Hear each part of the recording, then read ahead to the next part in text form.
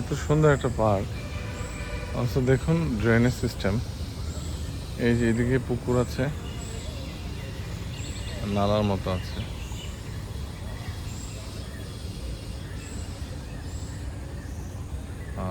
এইদিকে পানি জমে গেছে, গাছগুলো এখন না মারা গেলেই হয়।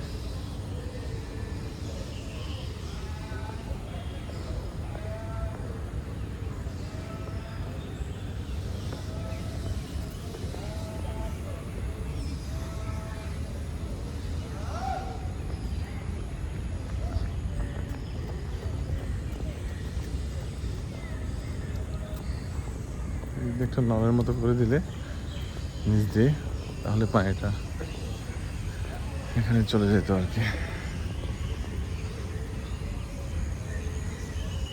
ধন্যবাদ।